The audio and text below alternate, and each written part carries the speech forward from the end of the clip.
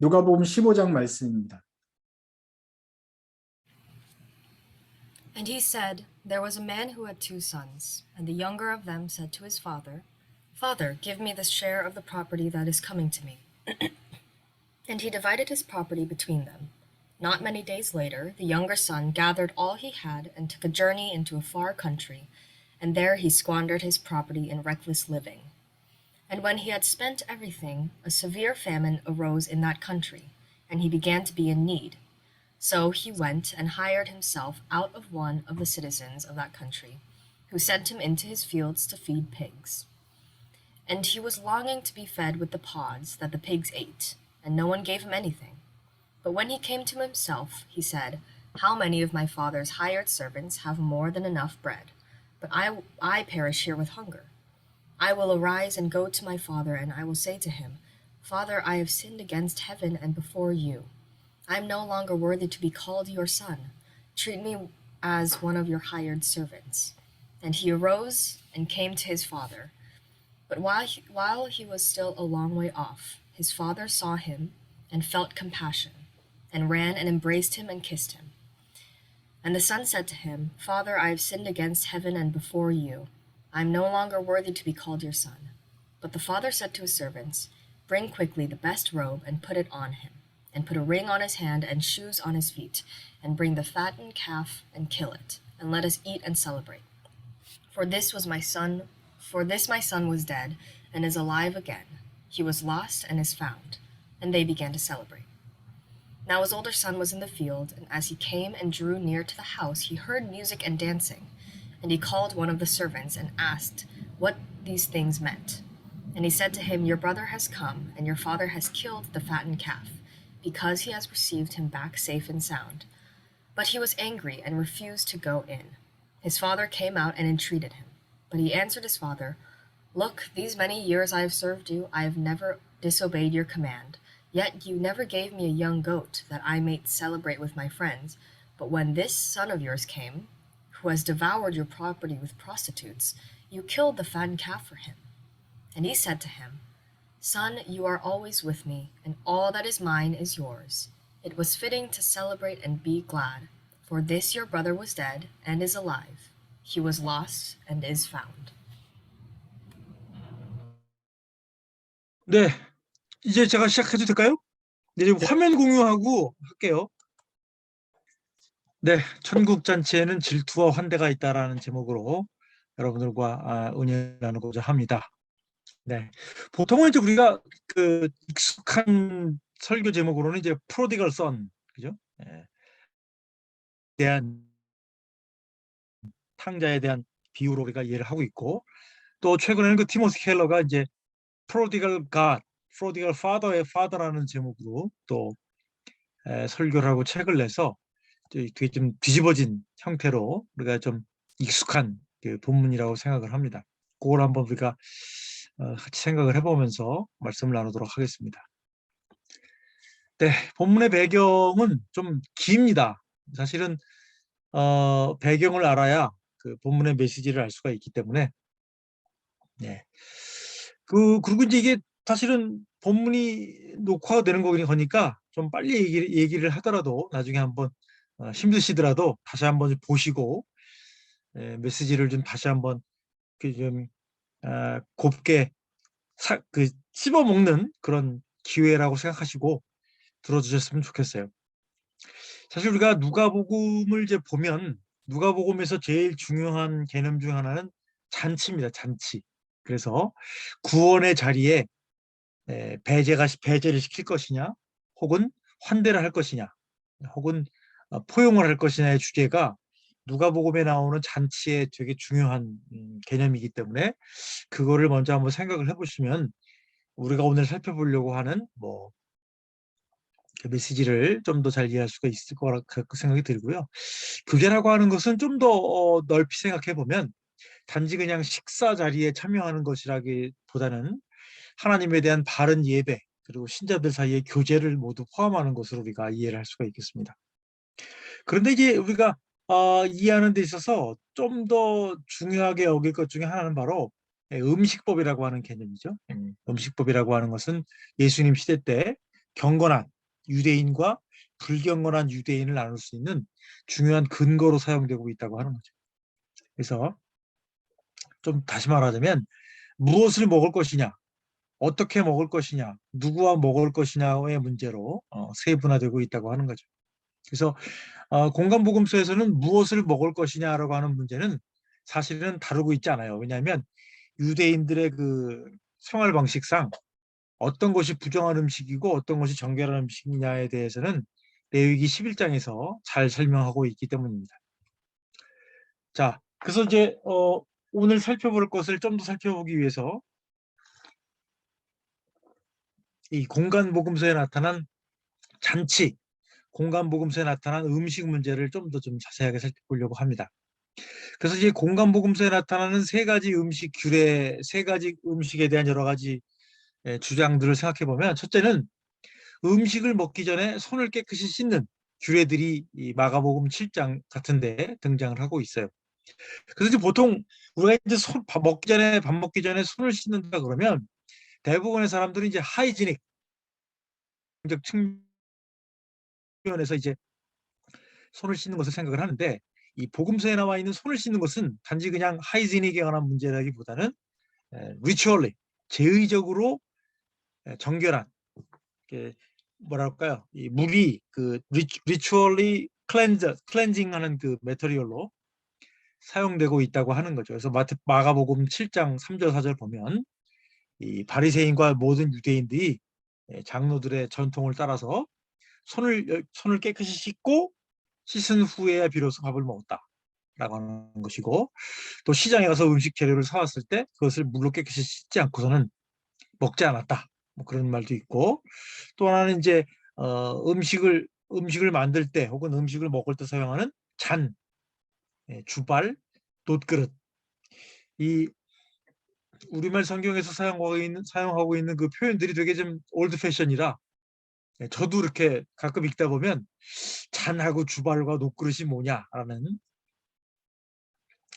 생각을 갖게 되는데, 뭐 일종의 그 음료수를 담는 뭐 컵 같은 거, 그죠?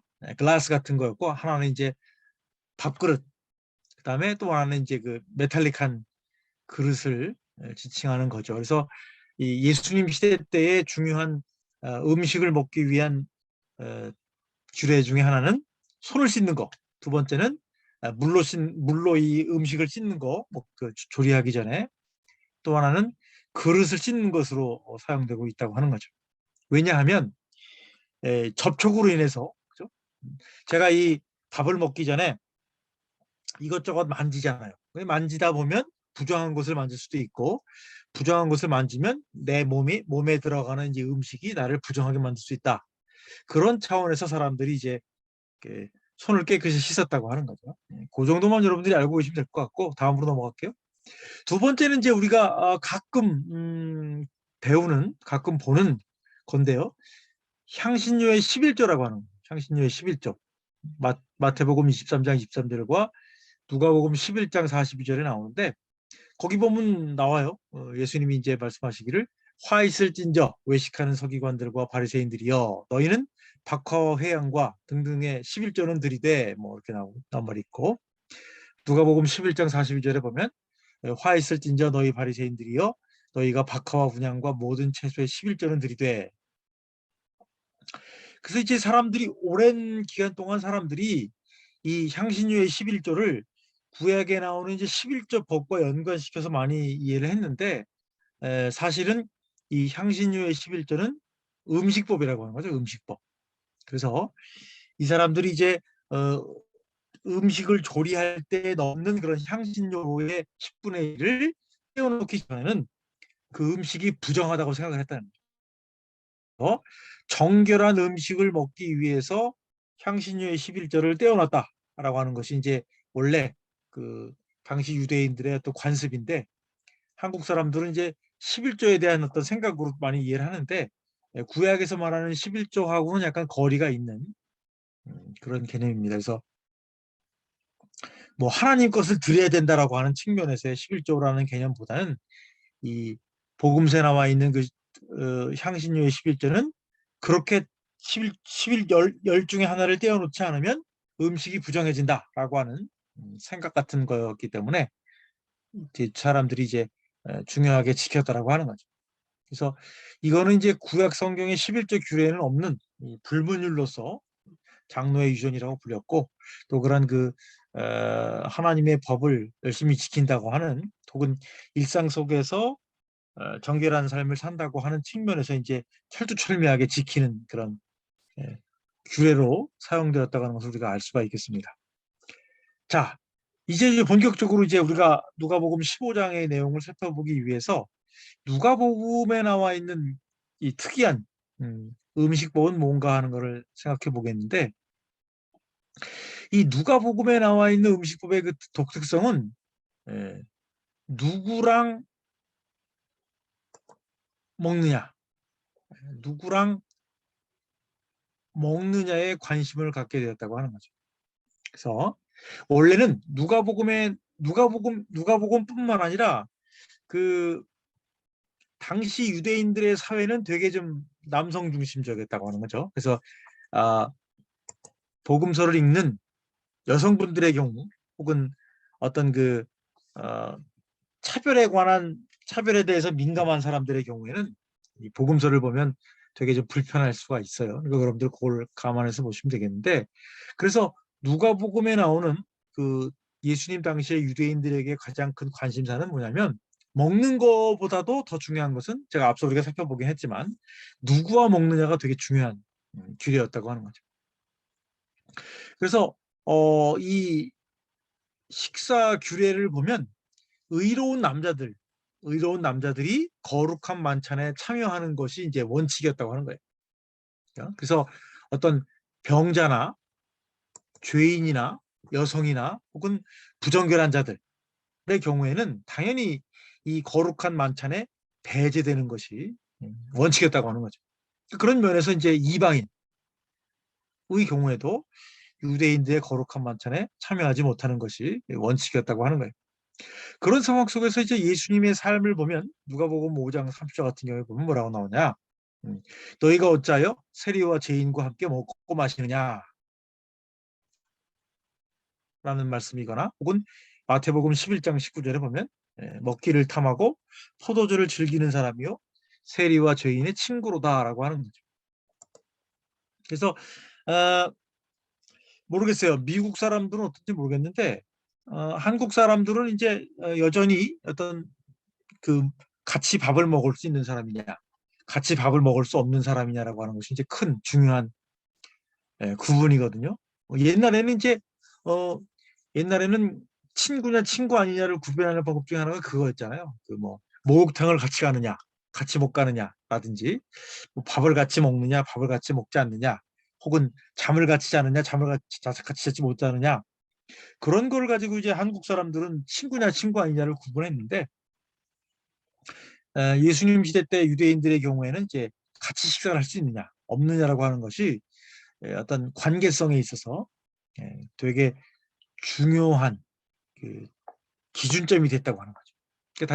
물론 이제 유대인들에게 있어서 식사라고 하는 것은 단순히 그냥 친밀성의 기준의 정도뿐만 아니라 어떤 경건함, 하나님과의 어떤 관계성이나 혹은 거룩한 백성의 어떤 기준이라고 하는 측면에서 중요하게 사용되었다고 하는 거죠. 네. 그래서 이제 이 누가복음 15장을 살펴보기에 앞서서 좀 더 한번 이 세부적인 내용을 살펴보면, 이 누가복음에 나타나는 그 만찬은 주로 안식일 예배 후에 특정한 초청자에 의해서 베풀어진 만찬을 의미한다고 하는 거죠. 그래서 앞서 말씀드린 것처럼 주로 남자들만으로 구성된 식사 토론 자리였다고 하는 거예요. 히브리어로 이제 하브라라고 불리는데, 그래서 이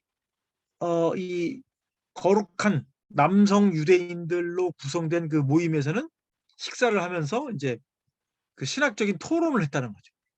그래서 이제 주로 사용된 토론 주제들이 그거였다고 하는 거예요. 예수께서 혹은 예수의 제자들이 식전에 손을 씻느냐, 손을 씻지 않느냐를 가지고 이제 논쟁을 크게 한 내용들이 나와요. 그래서 어떤 면에서 보면 우리 입장에서 보면 아니 무슨 소 짖는 거 가지고 그렇게 싸우냐 그러는데 제가 말씀드린 것처럼 이 일상적인 삶 속에서 하나님과의 지속적인 관계를 갖고 하나님의 그 거룩한 백성으로 삶을 살기 위해서는 음식을 먹을 때 규정되었던 여러 가지 법을 지키느냐 안 지키느냐가 중요한 척도가 되었기 때문에 그래서 이 만찬의 자리에서 논란거리가 예수님께서 왜 손을 안 씻느냐 혹은 예수의 제자들이 왜 손을 안 씻느냐라고 하는 것을 다루게 되었다고 하는 거죠.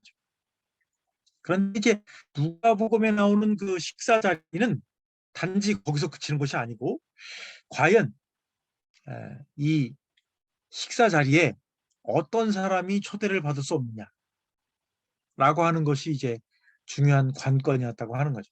그래서 누가복음 7장 36절 35절에 보면 바리새인이 이제 초대를 했는데 죄인인 여자가 참여를 할 수 있느냐 없느냐라고 하는 것이 논쟁거리가 되었고 누가복음 14장 같은 경우에는 바리새인 지도자가 초대를 했는데 병자와 가난한 자가 참여할 수 있느냐 없느냐가 이제 논쟁거리가 되었다고 하는 거예요. 그리고 이제 누가복음 15장에 보면 죄인의 회개와 즐거운 만찬에 대한 논란이 있다고 하는 거죠. 오늘 우리가 살펴보려고 하는 거예요. 근데 재밌는 게 뭐냐면 이 누가복음 15장의 만찬에서는 예수님이 호스트예요. 그러니까 대부분의 경우에는 이 게스트로 예수님이 참석을 했는데 누가복음 15장의 경우에는 오직 예수님이 호스트로 사용되고 있다는 거죠. 그래서 이 예수님이 호스트로 있는 이 경우에는 소위 바리새인들과 서기관뿐만 아니라 죄인들도 예수님이 초청을 했다는 거예요. 그리고 이제 마지막 또 중요한 이 만찬은 누가복음 19장에 나오는 삭개오와의 만찬이라고 하는 거죠. 삭개오의 경우는 누구냐 그러면 이제 그 세리의 장이에요. The head of tax collectors. 그래서 그의 경우에는 이제 상당히 당시에는 평판이 안 좋은 유대인들 사이에 평판이 안 좋은 사람들 가운데 누가 포함됩니까? 병자들, 가난한 사람들, 여자 죄인, 세리 그런 사람들이 제일 평판이 안 좋았다는 거죠. 왜냐하면 앞서 제가 말씀드린 것처럼 그들의 삶이 죄인들로서 혹은 의롭지 않은 사람들이었다고 하는 점에서 하나님께서 그들의 예배를 받으실 것인가 라고 하는 의심도 있고 또 하나는 그 사람들과 교제를 나누는 것이 옳지 않다라고 하는 생각을 갖고 있었다라고 하는 거죠. 그래서 우리가 약간 좀 길지만 소위 프로디갈 선 혹은 프로디갈 파더에 대한 얘기를 살펴보면서 이렇게 긴 얘기를 하는 이유가 그거를 알아야만 그 비유의 말씀을 잘 이해할 수가 있겠다라고 하는 거죠. 자 이제 누가복음 15장 얘기로 들어갈게요.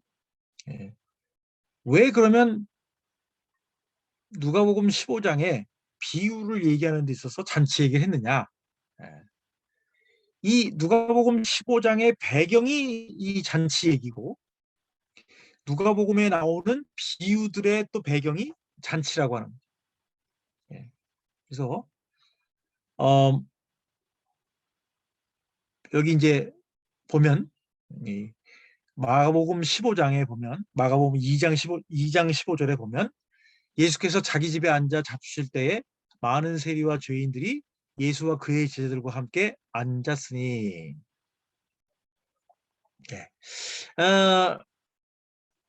우리말 성경이나 이제 영어 성경 같은 경우는 이제 뭐 seated 이렇게 돼 있는데 실제로는 이제 그 그리스 사람들이나 그 로마 사람들이나 복음서에 나와 있는 유대인들은 이제 앉는 게 아니고 seated on the chair가 아니고 일종의 그 뭐라 그래요? 그 일종의 그 다이닝 테이블 같은데 이렇게 올라가서 기대어 누워서 식사를 했기 때문에 seated on the chair라고 하는 말은 사실은 번역이 좀 적절하지 못한 거죠. 그래서 사람들이 다 모여가지고 이제 다이닝 테이블에 이렇게 올라가서 기대어 누웠을 때 사람들이 놀라 충격을 받는 거죠. 그렇죠? 바리새인과 서기관들이 있었는데 옆에 세리와 죄인들과 함께 누워서 기대어서 식사를 한다는 것 자체가 당시 그 유대인들의 관점에서 보면 불만족스러웠다는 거죠. 제가 말씀드린 것처럼 그 누가복음 15장에서는 예수님이 호스트였고 예수님이 다양한 종류의 사람들을 게스트로 초청을 했다는 거예요. 그러니까 이 바리새인과 서기관들이 뭐라 그랬느냐? 어찌하여 세리와 죄인들과 함께 먹느냐? 라고 얘기를 했다는 거예요. 마가복음 2장 16절에도 나오는데요.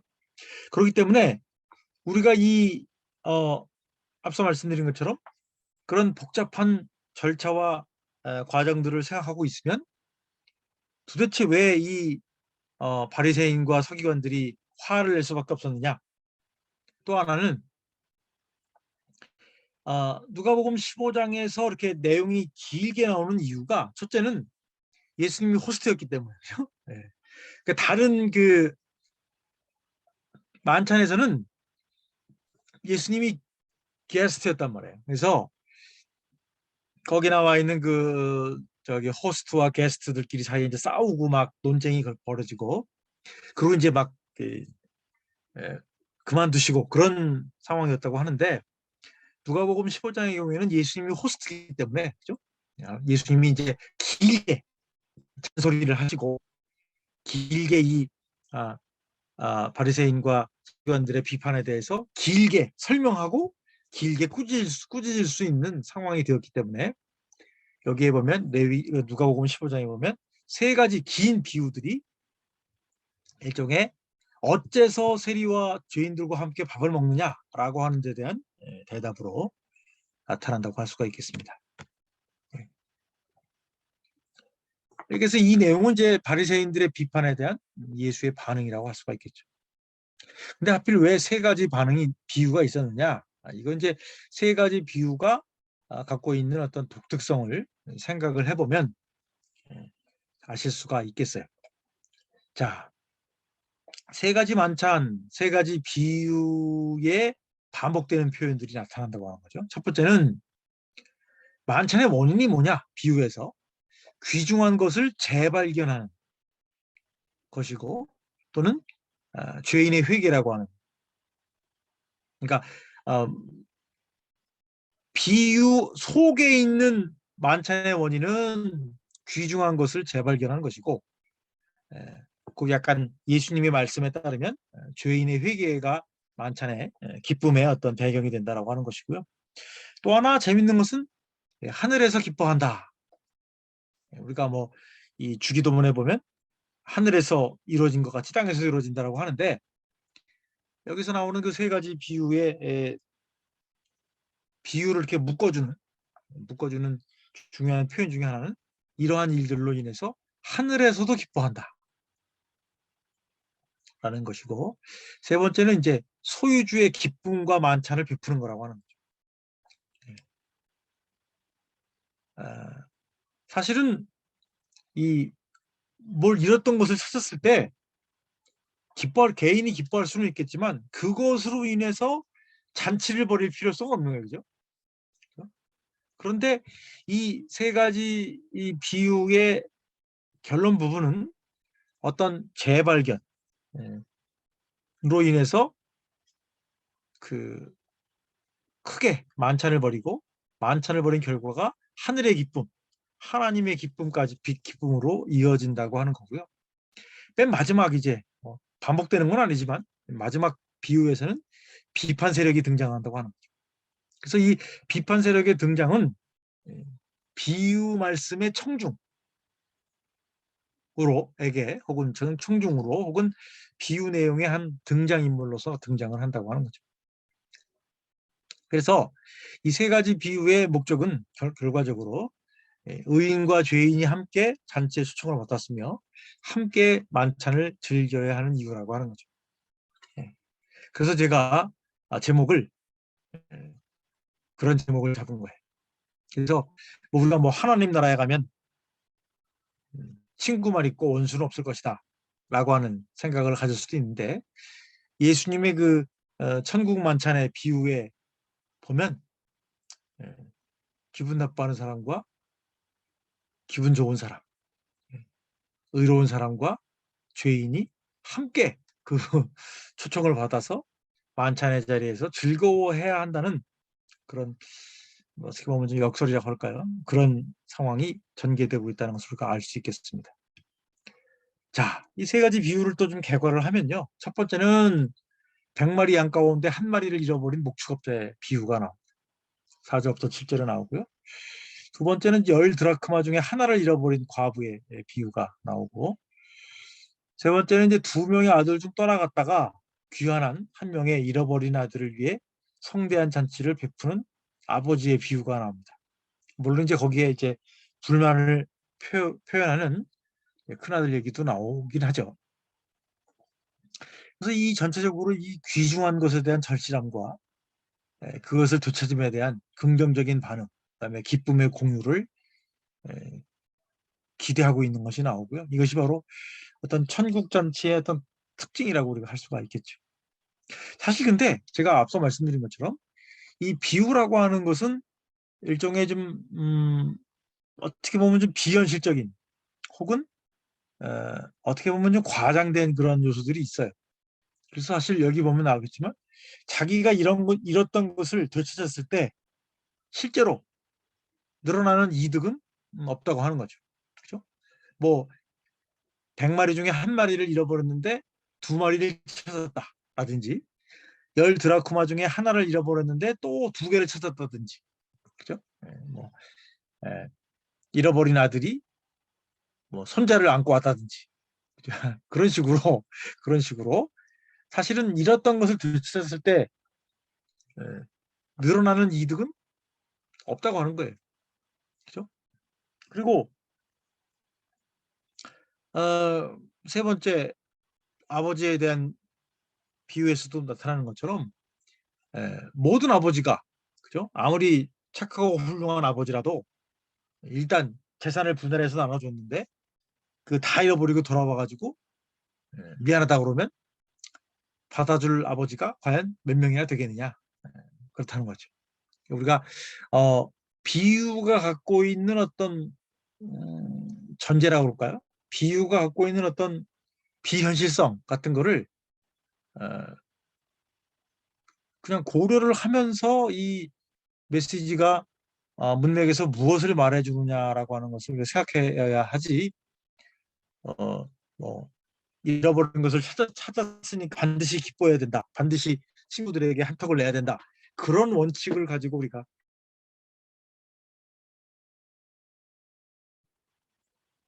이처럼 잔치를 베푸는 것 자체는 의무사항은 아니고, 또 그렇다고 해서 잔치를 베풀면 재산상의 손해가 안 하잖아요. 그죠?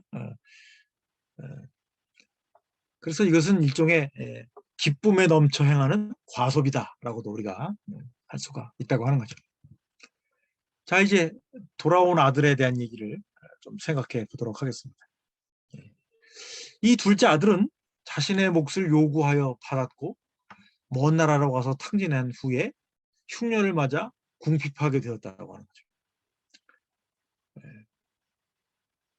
그래서 어찌 보면 이 우리나라 이제 한국 사람들 전통적인 표현 중에 그런 말이 있죠. 호적에서 떼낸다라고 하는 표현이 있는데, 아마 둘째 아들이 자신의 몫을 요구하고 떠났기 때문에 소위 그 가족 공동체에서 방출되는 그런 결과를 얻었던 것이 아닌가, 그런 생각을 하게 되고요.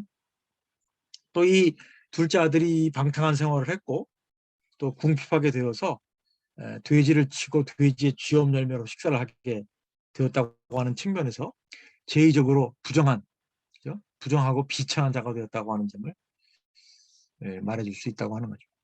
사실은 어, 이스라엘 땅에서도 고고학적으로 발굴을 해보면 돼지뼈가 나오는 지역이 있고 돼지뼈가 나오지 않는 지역이 있다고 합니다. 그래서 그거를 가지고 이스라엘 사람들이 살았느냐 아니면 블레셋 사람들이 살았느냐 이방인들이 살았느냐를 판단한다고 그럴 정도로 이 돼지뼈가 중요한 잣대로 사용된다고 하는데 물론 이제 게네사렛 귀신 들린 자 얘기할 때도 돼지 얘기가 나오잖아요. 그래서 돼지가 사실은 되게 성경에서 부정적인 의미로 사용되고 있는데 이 사람이 그 문맥 속에서 유대인인데 그렇죠? 유대인인데 이방인의 땅에 가서 돼지를 치고 돼지가 먹는 열매를 먹는다고 하는 것 자체가 그가 제의적으로 부정해진 자라고 하는 것을 비천해진 자라고 하는 것을 상징적으로 말해준다고 하는 거죠. 그러다가 이제 그가 깨닫기를 내가 하늘과 아버지께 죄를 지었다라고 하는 것을 자백하게 된다고 하는 거죠. 그래서 이 아들은 뭐라 그럽니까?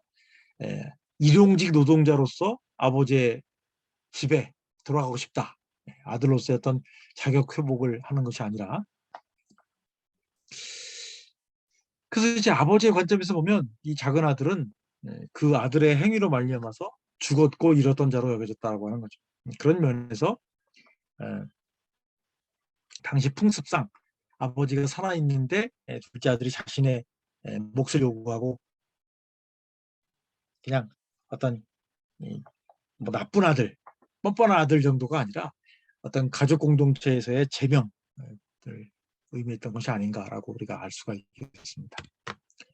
그래서 뭐 좀 더 설명을 좀 드리면 도대체 작은 아들은 무슨 죄를 졌느냐? 왜냐하면 그 아들이 고백하잖아요. 내가 하늘과 아버지께 범죄하였나이다. 그래서 도대체 아버지가 살아계신 동안에 분깃을 요구한 불순종한 요구가 교만의 죄냐? 혹은 가족을 떠나간 것이 죄냐?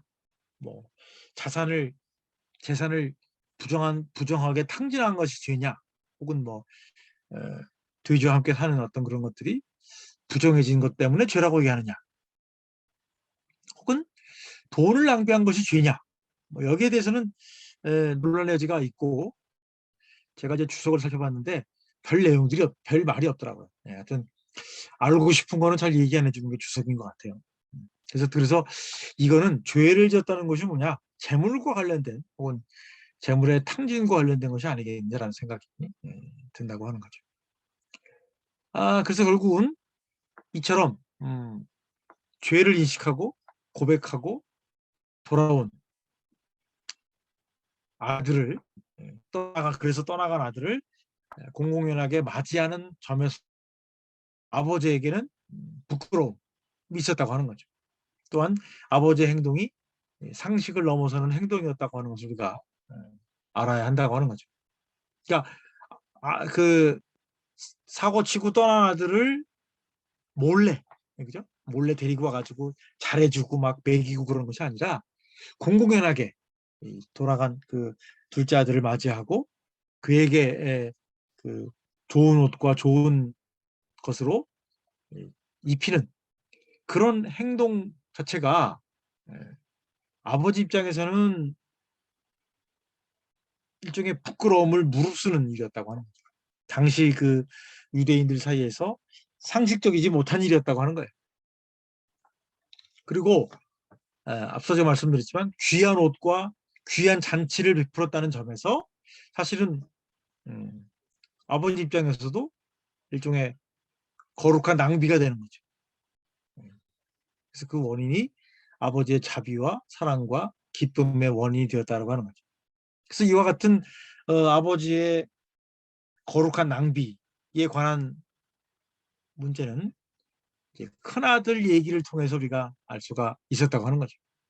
그러니까 이 아버지의 작은 아들에 대한 어떤 환대 혹은 사랑이라고 하는 것은 그 상식을 넘어서는 것이고 부끄러움을 넘어서는 그런 행동이었다는 것을 우리가 생각해 볼 필요가 있겠다는 거죠.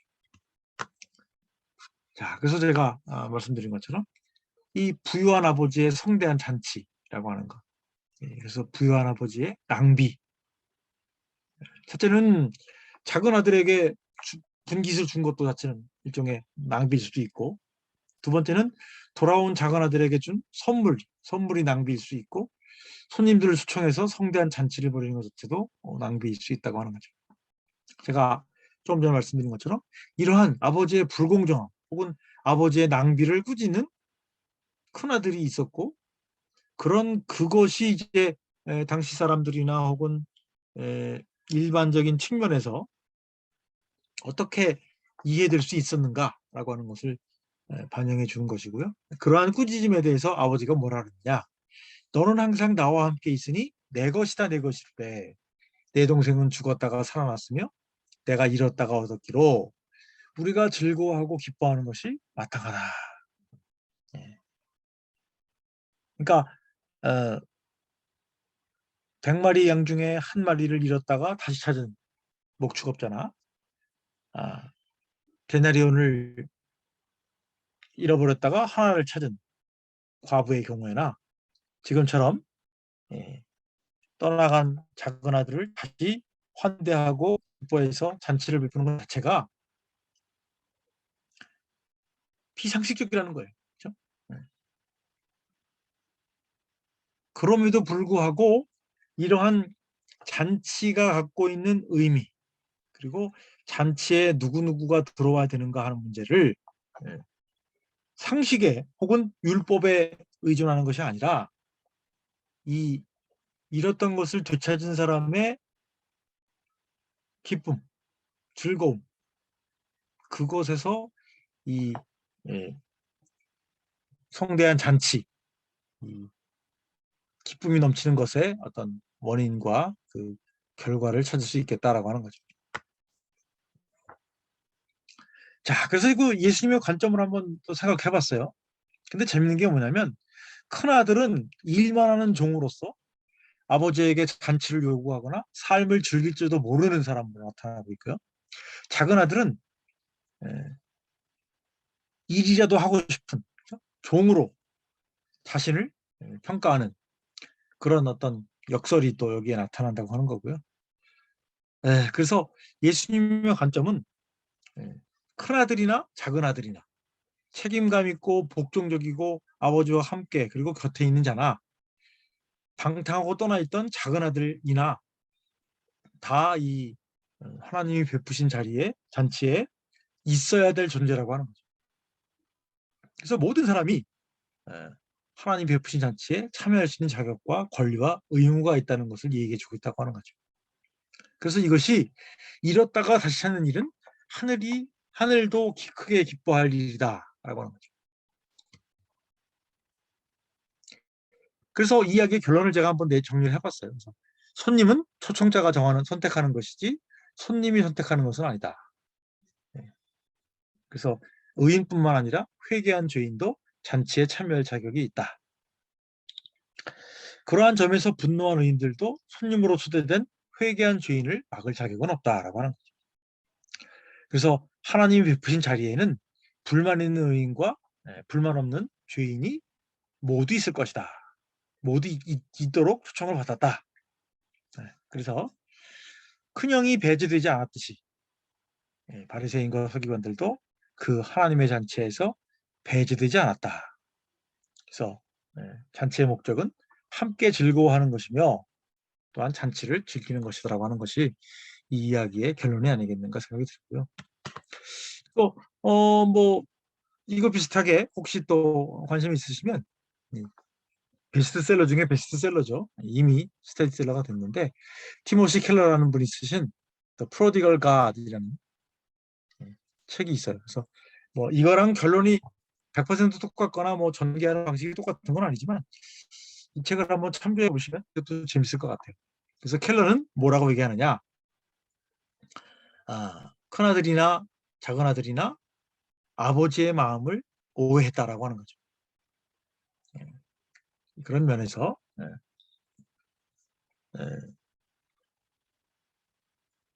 큰아들이나 작은아들이나 아버지의 마음을 오해했다고 하는 측면에서 회개하고, 그죠?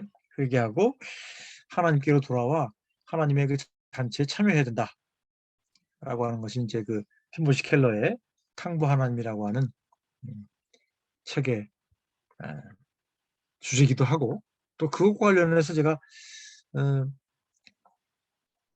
이 복음서가 갖고 있는 어떤 의식법 혹은 음식법 혹은 만찬의 자리에서 비롯된 세 가지 중요한 비유 중에 가장 중요한 뭐 탕자의 비유 혹은 탕부 하나님에 대한 비유의 의미가 무엇인가를 한번 생각을 해봤습니다. 그래서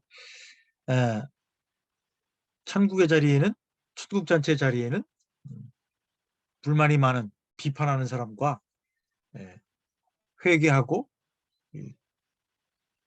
죄 많은 사람도 함께 있어야 된다라고 하는 그런 것이 이제 예수님께서 그 비유의 말씀으로 하신 것이 아닌가 그런 생각이 들어서, 천국잔치가 꼭 교회와 동일하다고 말할 수는 없겠지만 교회에서도 그런 어떤 이런 사람과 저런 사람, 그죠?